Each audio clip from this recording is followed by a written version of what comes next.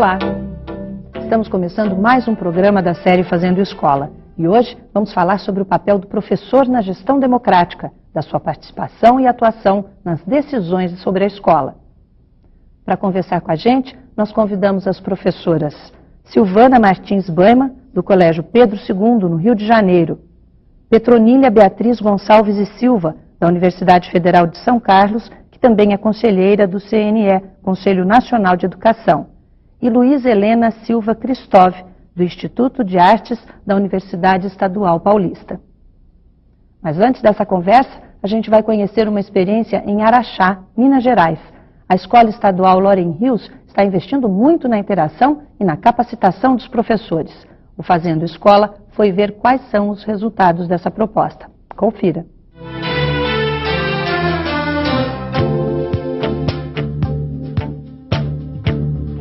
A gestão democrática, ao abrir o espaço escolar para os seus atores, traz um olhar de respeito a cada um, promovendo uma série de mudanças e atitudes de valorização e reconhecimento social.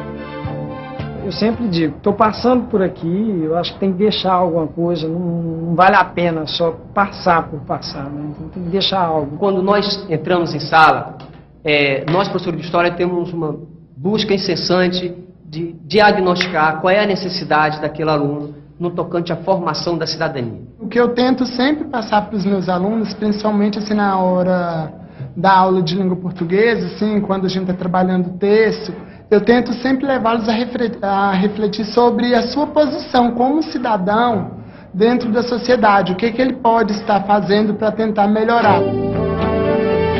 Nós estamos reunidos aqui para verificarmos como que nós estamos desenvolvendo o nosso projeto Paz pela Paz. Na área de física, nós ainda estamos assim, no processo inicial de montagem do projeto. Fizemos alguns gráficos, né, vendo como que está aumentando o consumo de drogas, principalmente entre crianças entre 11 e 14 anos.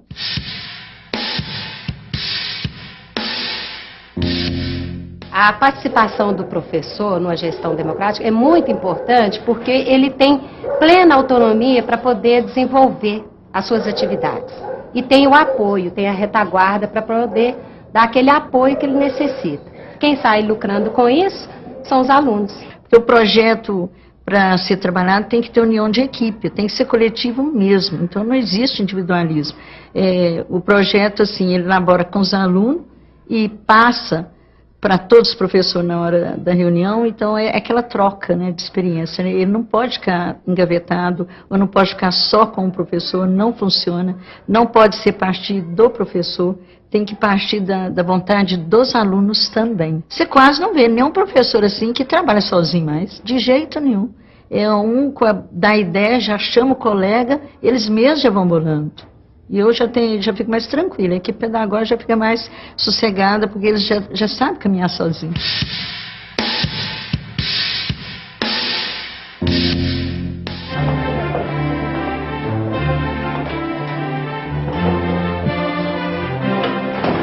Sobre como que nós vamos avaliar, trabalhando com a interdisciplinariedade. Eu acho que essencialmente pela participação. O aluno hoje tem medo de escrever.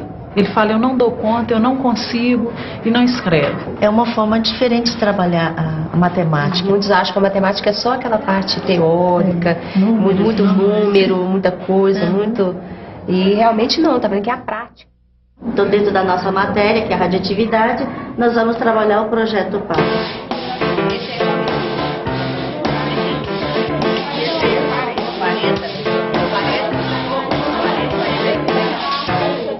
A interdisciplinaridade tem que ser feita sempre.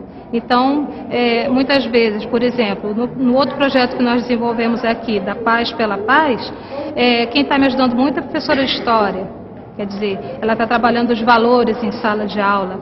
O outro que a gente também está desenvolvendo, eu estou desenvolvendo com o professor de Espanhol, que é de concentração, para aumentar a concentração em sala de aula e elas poderem estudar melhor, melhorar as notas e tudo mais. A maioria dos professores já estão se adaptando, que é uma forma de mudança para eles. Igual eu falei, é uma diferença nossa com a deles. Então eles já estão se adaptando e praticamente todos já aderiram ao projeto. uma proposta democrática e participativa, coloca o papel dos professores na ação de pensar e organizar o trabalho escolar, identificando temas e assuntos que merecem ser discutidos no interior da escola. Trabalhar numa escola democrática, para mim, foi muito bom, porque a gente tem o apoio tanto da direção como dos colegas. Cada professor, dentro da sua disciplina, do seu conteúdo, né, integra com o outro, e isso vai formando uma rede na qual o aluno envolve o aluno de uma tal maneira que ele acaba saindo daqui com uma formação completa, né, que engloba todos os conteúdos, inclusive até a parte formativa dele, como ser humano.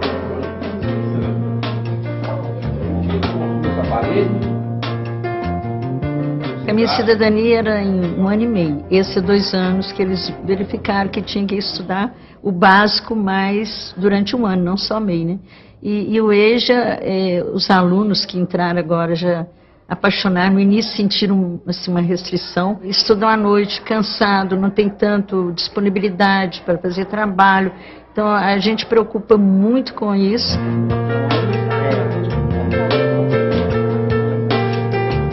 A gente tentar utilizar o que eles fazem, né, lá fora, a gente buscar aqui, dentro da realidade deles, porque de repente você está falando uma coisa que está muito longe deles, então a gente tem que procurar essa vivência deles. Eu já tinha 7 anos que eu tinha parado de estudar, o EJA passa para a gente a confiança assim, da gente querer progredir, quem sabe até cursar uma faculdade, né? Porque os professores já ajudam demais a gente a pensar no futuro.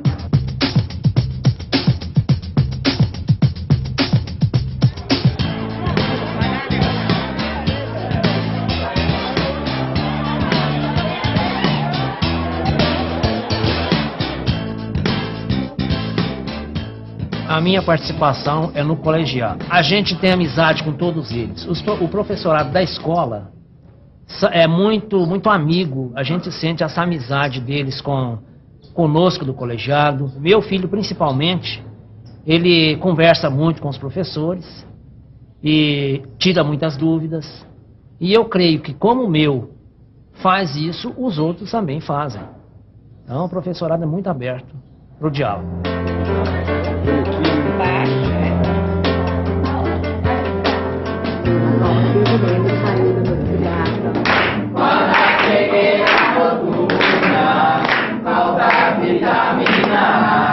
E o berimere acontece porque falta vitamina B. Todo início de ano nós trabalhamos com os professores, né, de acordo com a necessidade deles. Eles mesmos questionam, eles mesmos pedem. Então esse ano, por exemplo, nós iniciamos o ano fazendo uma capacitação sobre avaliação contínua.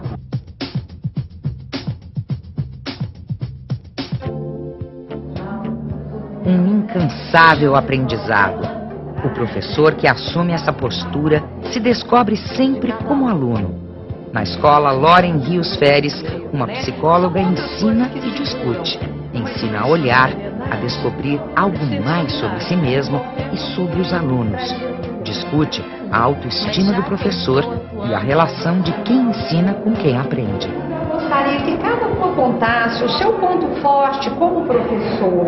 Eu me considero uma pessoa muito solidária. Paciência, Persistente. observadora, dedicação, criativa. Para a gente trabalhar com os jovens, a gente tem que procurar sempre uma forma que desperte o interesse deles.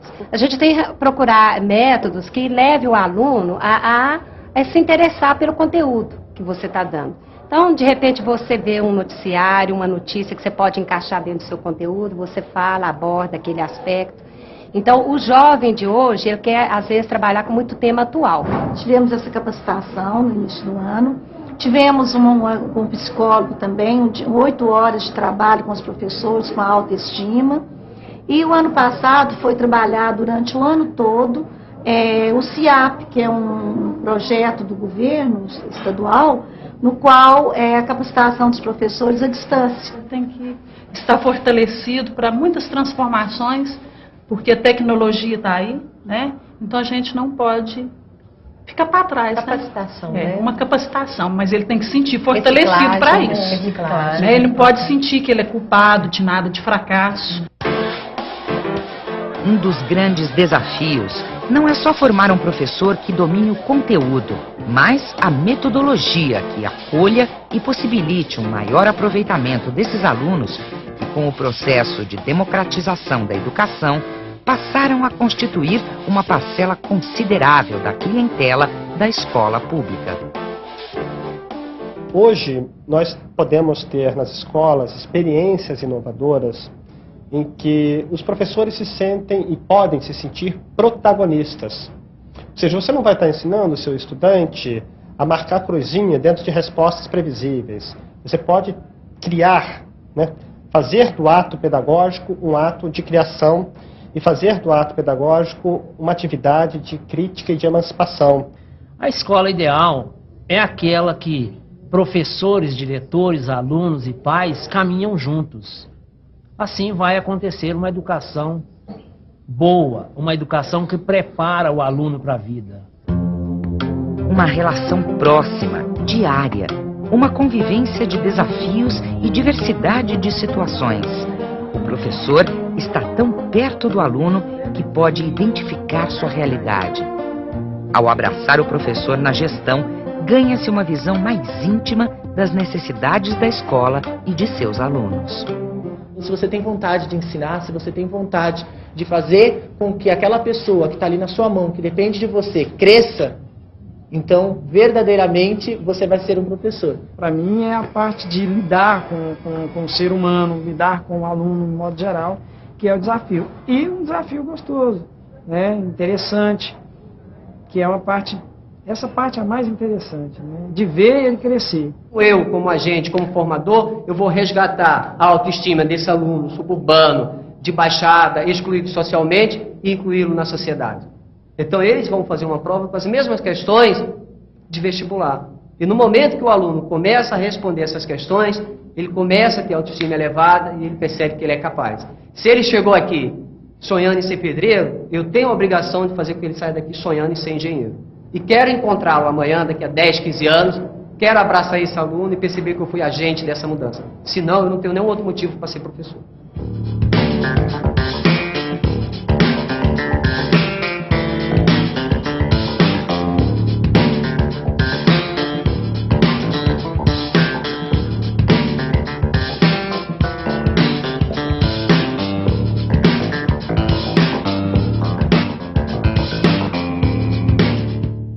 Pensar, organizar, criar, qual será o papel do professor. Professora Petrolina, queria que a senhora fizesse uma avaliação dessa experiência da Escola de Araxá que nós acabamos de assistir. O vídeo nos mostra a força do professor e a força do trabalho conjunto. É claro, é um vídeo curto, ele mostra essa força se refletindo na sala de aula. Mas ele faz com que a gente anteveja que há um projeto de escola, mais do que unicamente um trabalho conjunto, que está sendo construído. E daí a importância, quer dizer, o papel do professor hoje é participar de um trabalho conjunto, que é político-pedagógico. Inclusive a professora comenta, não é, que não se trabalha mais sozinho, né? O professor trabalha em conjunto. Queria que a senhora fizesse uma avaliação, professora Luísa. Então, o vídeo é interessante porque ele enfatiza isso, né, a importância desse encontro na escola, e nós poderíamos, a partir dele, perguntar quais as condições para a gente conquistar isso, né? Como é que a gente tem aí visto pelo país, como é que a gente também vive na nossa experiência essa construção, não é? Eu acho que as escolas que tiverem acesso, estiverem assistindo, eu acho que essa é uma boa pergunta, né? O encontro é importante, como lembra a Petrolina, mas temos várias perguntas que eu acho que a gente pode estar explorando, né? Sem dúvida vamos estar explorando. Agora, essa escola em Araxá mostra que é possível promover essas mudanças que passam pela democratização do trabalho do professor, da direção, mas especialmente do professor. A senhora também vive essa experiência na sua escola, né? Sim. O que eu achei interessante no vídeo foi exatamente isso, mostrar que é possível. Aliás, eu acho que esse é o papel do professor, mostrar que é possível, de alguma maneira. E nesse sentido, é muito significativa para mim a fala do pai, quando ele diz que a escola ideal é aquela na qual todos caminham juntos, diretores, pais, professores, alunos, técnicos. E eu vivo isso de alguma maneira na minha escola, mas o que me parece, de um modo geral, é que, apesar dessas experiências todas bem-sucedidas, que a gente tem acesso, como essa da escola Loren Rios, ainda há uma resistência muito grande por parte de muitas escolas. E o que a senhora achou da experiência da escola de Araxá? Foi mostrado. Uma experiência extremamente positiva e que, volto a dizer, mostra que é possível. Agora, é possível como? Dadas as condições. É fundamental que se diga isso, porque o professor ele precisa ser incentivado a partir das condições mínimas. Ele quer se encontrar com um colega para promover, por exemplo, um trabalho interdisciplinar. Mas como realizar isso se não há planejamento, não há na grade, inclusive de horários dele, um espaço para essa finalidade? Professora, nós vamos fazer um breve intervalo e sobre as dificuldades do professor, nós vamos estar conversando no próximo bloco. Voltamos já.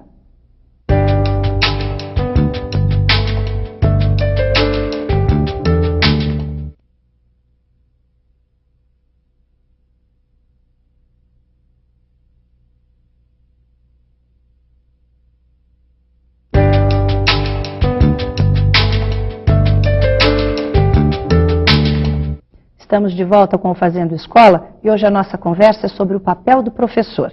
A minha pergunta para a professora Silvana é justamente sobre as dificuldades que o professor enfrenta diante de tantos novos desafios.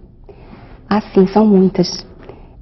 Inicialmente, me parece que a escola não pode esquecer jamais de trazer o professor para o debate.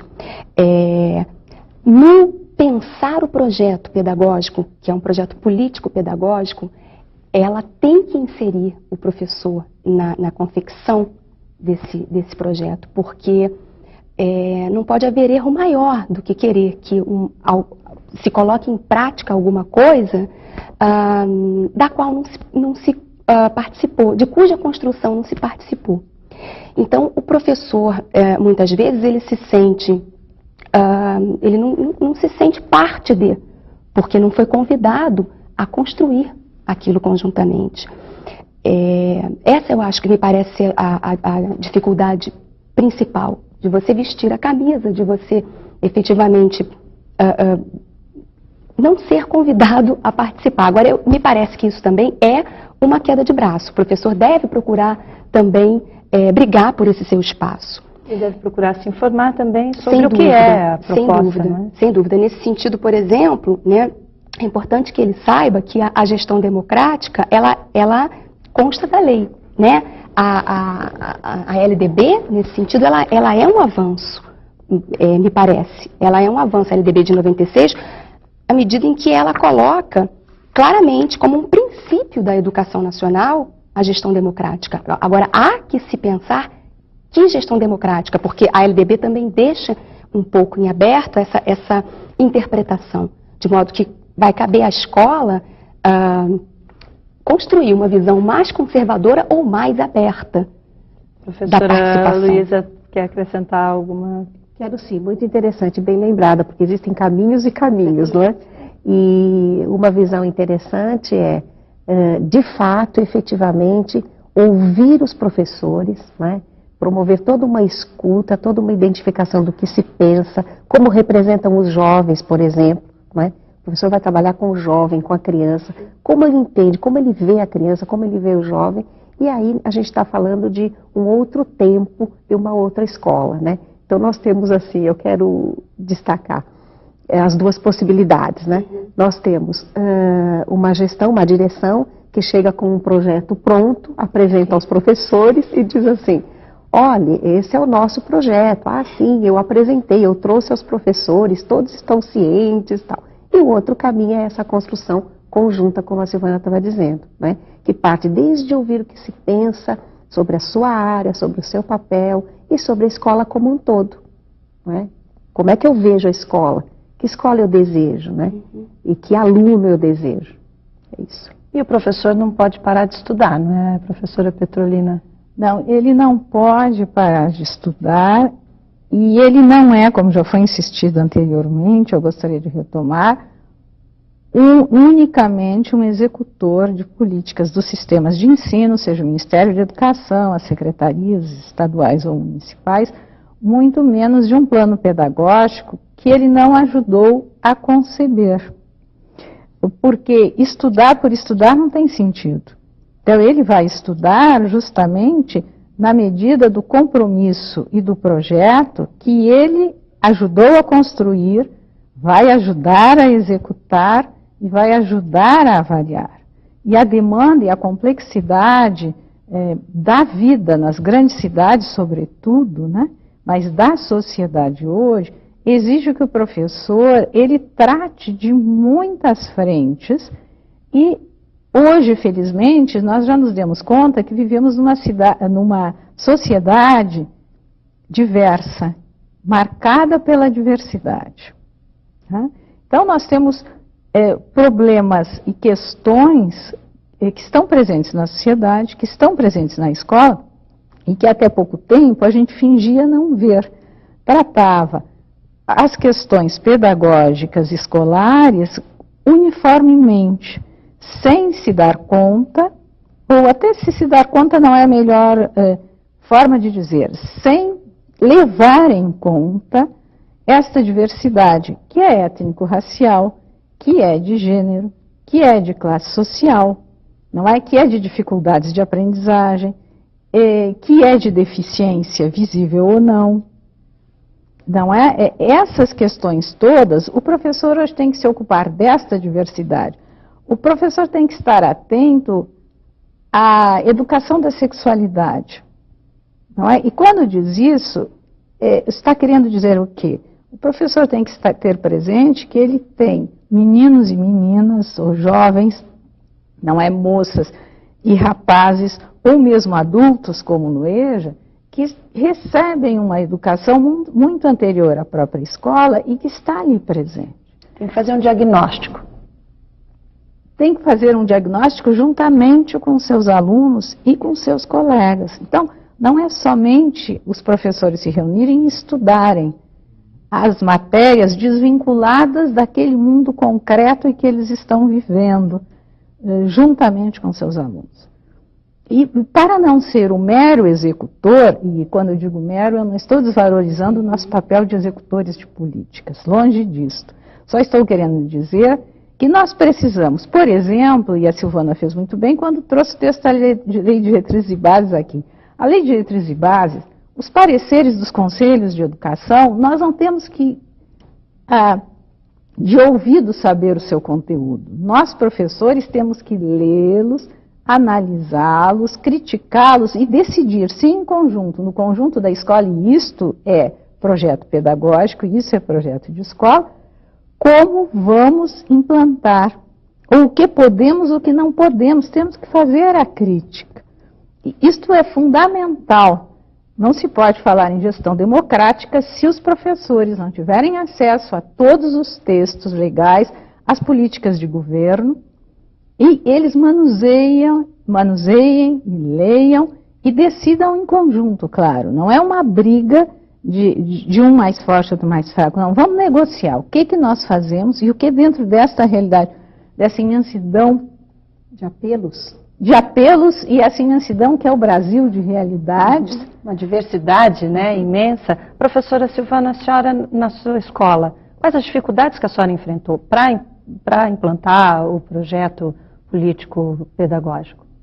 Inicialmente essa dificuldade da participação, da pouca participação. Nós, professores? Não, nós gostaríamos de participar muito mais, nós todos, professores. Houve, de alguma maneira, isso aqui as colegas se referiram muito bem, que é trazer-se, de alguma maneira, uma proposta pronta.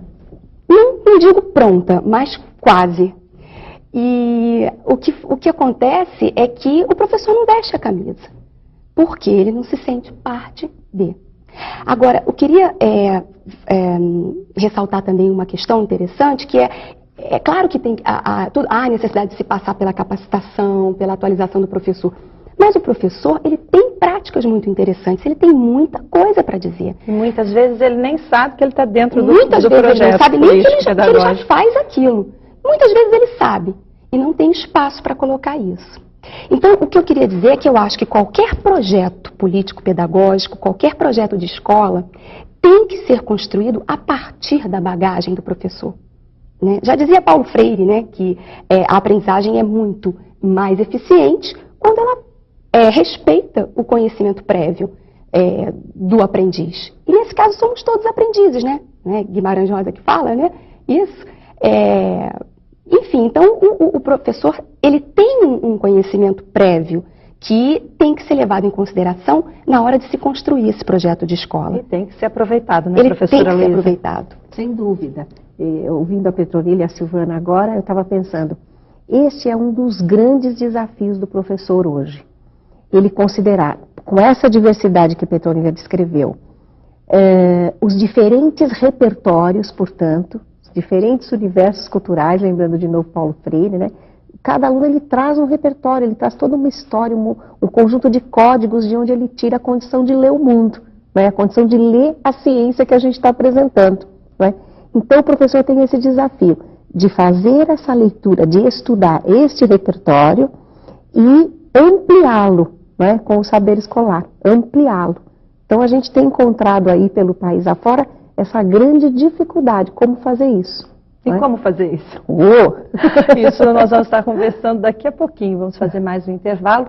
Como fazer, qual é o papel do professor em sala de aula, nós vamos estar conversando mais sobre isso dentro de instantes. Voltamos já.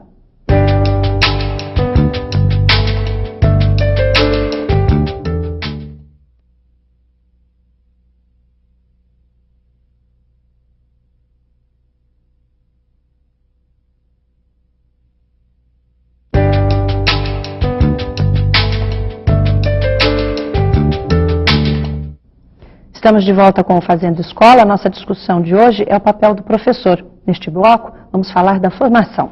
Professora Petronila, há um senso comum de que o professor, de modo geral, não tem uma boa formação.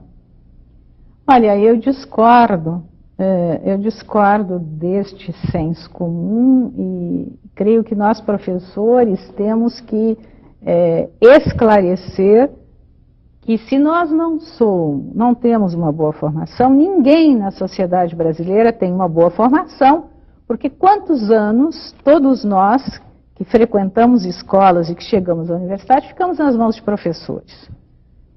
Os professores têm sim uma formação tão boa quanto outros profissionais. E como outros profissionais, o professor precisa se atualizar. E aí vem uma das condições necessárias de que apontava a Silvana. Atualização implica aquisição de livros, acesso à bibliografia e a outros materiais, inclusive ter o seu computador em casa. Quantos de nós, professores, podemos ter um computador ligado à internet? Quando o nosso salário permite nós ficarmos ligados à internet, ou ter um speed, por exemplo, são questões como... Eu acho que a gente tem muitas provas de o quanto podem os professores e quanto essa formação é um trabalho conjunto que tem que juntar os sistemas de ensino, as secretarias de educação, as coordenações pedagógicas e os próprios professores. E nesse sentido eu gostaria de mostrar, por exemplo, uma experiência feita pela Secretaria Municipal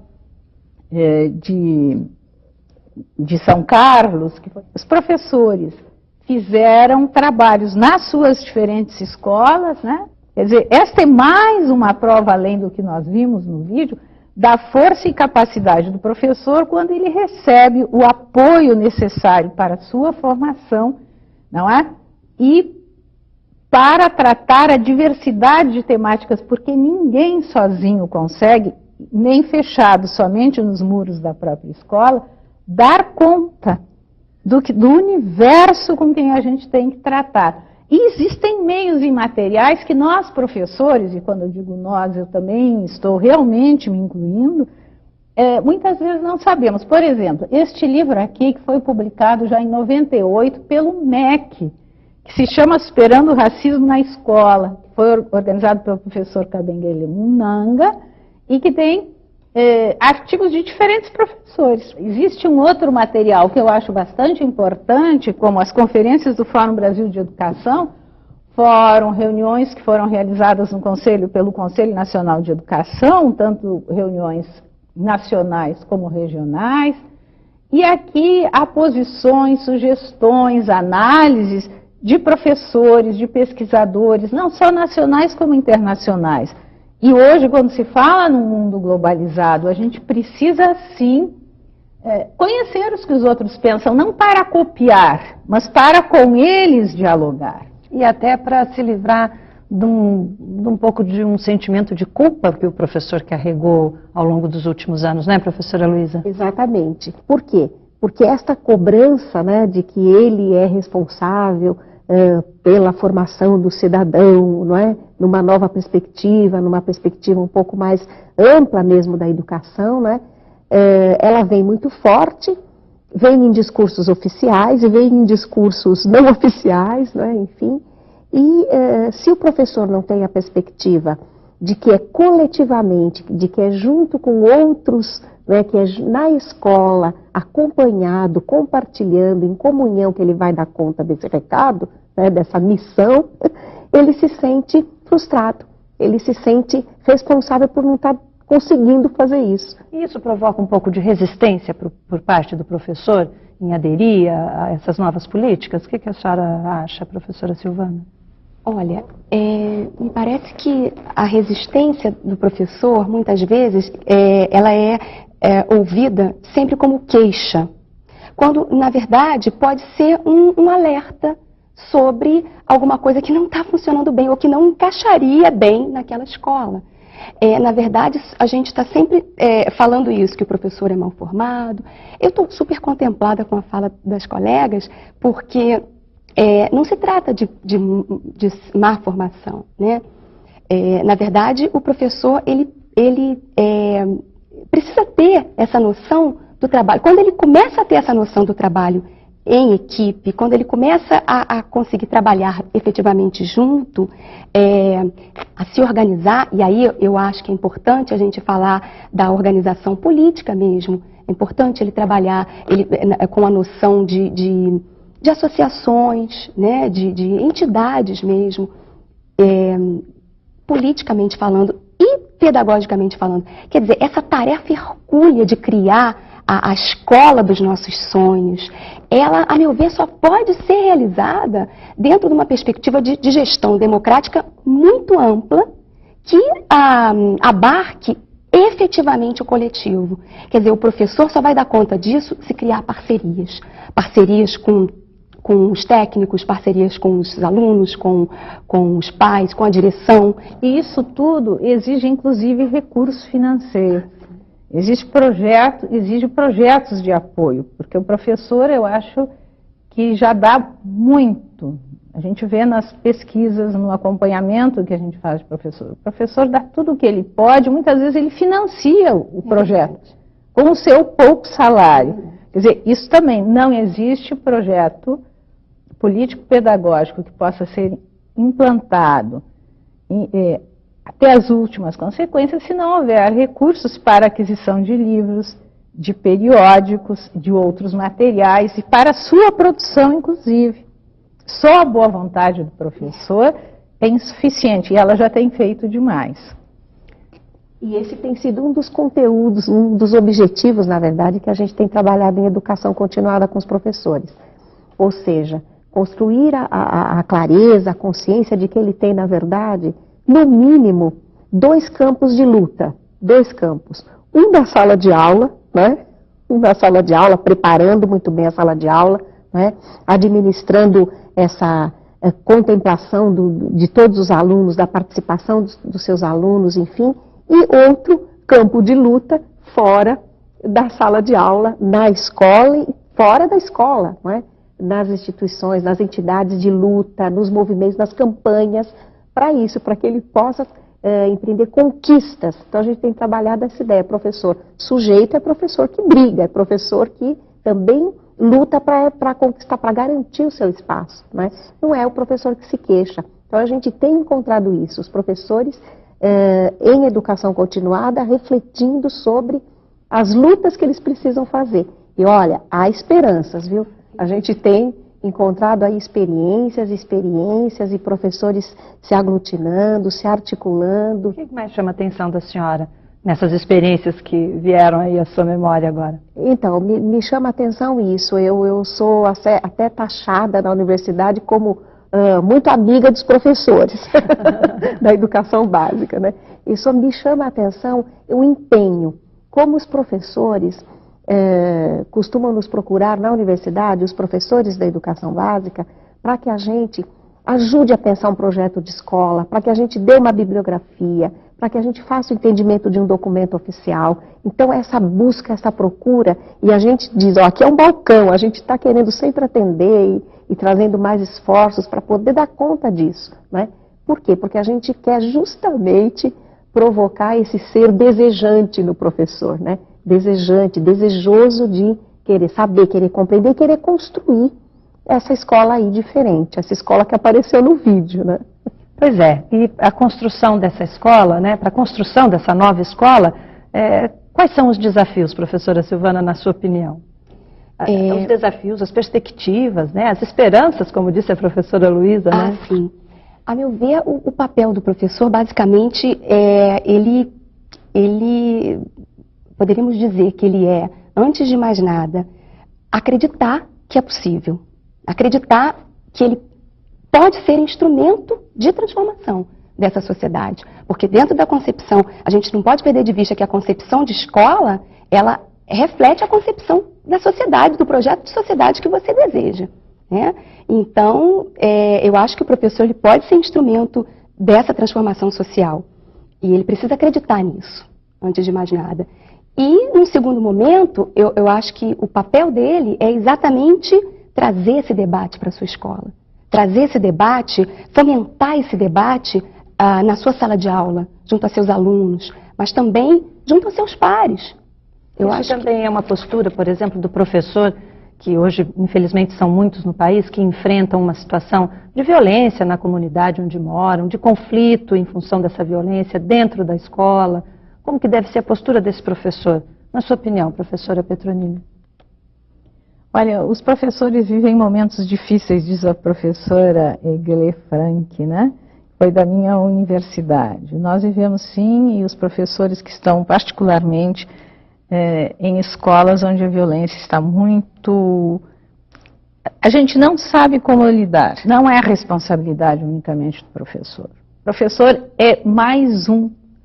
Não é? Por isso é importante trabalhar com os pais, mas é importante que os sistemas de ensino e todo o sistema social esteja... Mas o professor, quando ele está nessa realidade, né, o que ele pode fazer de prático? Me parece que um ponto importante é trabalhar em conjunto e em conjunto com a comunidade, né? As pessoas não são, os alunos mesmo que possam ser violentos, eles não são naturalmente maus. Há questões que nós, professores, dentro da sala de aula ou dentro da escola, não damos conta de resolver. Por isso o trabalho tem que ser conjunto. As secretarias, as diferentes secretarias de Estado e municipais têm que dar o apoio. Não é? Professora Silvana, concorda?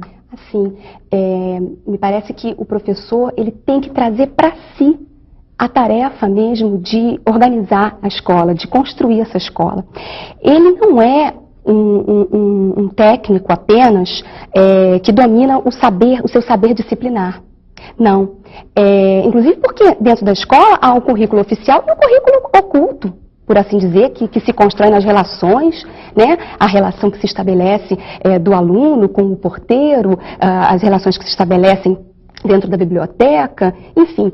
Então, o professor, ele é um pesquisador. Todo professor é um pesquisador. Sim, mas além dele ser pesquisador, nessa questão que a professora Petrolina estava colocando, né, em situações de conflito, em situações de violência, Qual deve ser a atitude, o que o professor deve buscar, até em termos de ajuda, para não estar só, como a professora disse? Sim, então, como eu estava dizendo, é necessário sempre se criarem parcerias. O professor sozinho ele não pode dar conta disso. A formação dele, não é que a formação dele seja ruim, é que ela não tem que dar conta disso sozinha mesmo. Nem pode. Porque a gente não consegue prever tudo o que vai acontecer. Há situações que espantam. E quando as senhoras dizem não pode dar conta sozinho, o que se faz? Pede socorro para quem, professora? Então, é também um conteúdo que a gente tem trabalhado em formação, tanto lá com os alunos da universidade, que serão futuros professores, quanto na educação continuada. O professor como articulador desses esforços, articulador. Então, ele precisa de alguns conhecimentos aí, né? Ele precisa conhecer políticas públicas, ele precisa conhecer as instituições a que ele deve recorrer, dentro da própria escola, né, os esforços que ele pode articular. Então, acho que o primeiro ponto é ele não ver-se como sozinho, coisa que a gente já explorou um pouco aqui. E um segundo momento é construir mesmo essa competência para estar articulando esforços. Quer dizer, ele ter a coragem, porque muitas vezes ele se sente frustrado e diz, eu não estou dando conta. Não, vamos procurar. Então, nós dissemos, vamos conversar com uma supervisão de ensino, vamos conversar aqui, vamos conhecer um pouco das políticas, não é? E assim a gente tem conseguido. Temos feito parcerias entre Secretaria da Educação e Secretaria da Ação Social, não é? Para dar conta de uma série de coisas. Eu quero destacar do que Petronila disse. As soluções, elas são interdisciplinares.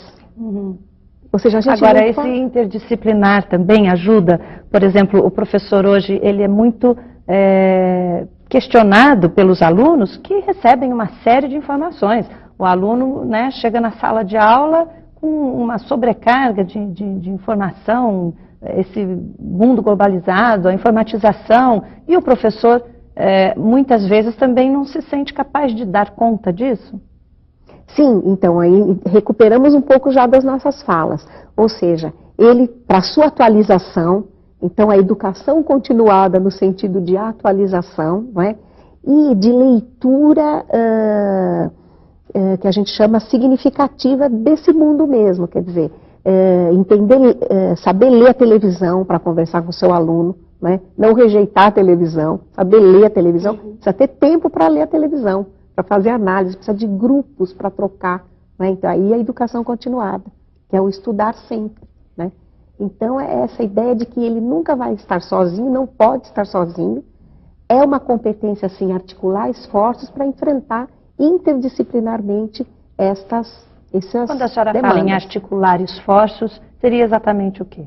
Seria exatamente saber o que ele deve recorrer, né? E começar. E quando não souber, né, no mínimo começar a reclamar, como lembrou Silvano, né? Começar a se queixar. E nós temos, em primeiro lugar, na escola, a gestão, né? Nós temos na escola um outro professor, um outro colega, identificar parceiros, né? Fora, no próprio sistema, fora da escola, nós temos supervisores, nós temos equipes e equipes nos sistemas hoje bem estruturados no Brasil para isso, né? E aí fora do sistema, então são várias esferas aí que se entrecruzam para ajudar a gente, né? Outras secretarias, outras políticas, então é preciso conhecer isso, né? E o professor tão sobrecarregado, como as senhoras mesmo colocaram, ele dá conta disso tudo? Dá conta, Silvana? Acho que sim. Eu acho que a gente não pode perder a perspectiva da utopia, né? Quer dizer, é criar o amanhã a partir do sonho de hoje. Há um poema do Mário Quintana, cujo título é exatamente Utopia, que ele fala isso. Se as coisas são inatingíveis, ora, não é motivo para não querê-las. Que tristes os caminhos, se não fora a mágica presença das estrelas. Então, eu acho que esse é o papel do professor mesmo, né? Acreditar na utopia e antecipar o amanhã, pelo sonho nosso de hoje. Bom, e com essas palavras da professora Silvana, a gente termina aqui o nosso programa. Eu queria agradecer a presença da professora Petronila. Professora Luísa, muito obrigada pela sua participação. Professora Silvana, que as suas palavras sirvam de inspiração para os professores que estão nos ouvindo. No próximo Fazendo Escola, a gente vai discutir a função do gestor na gestão democrática. Até lá!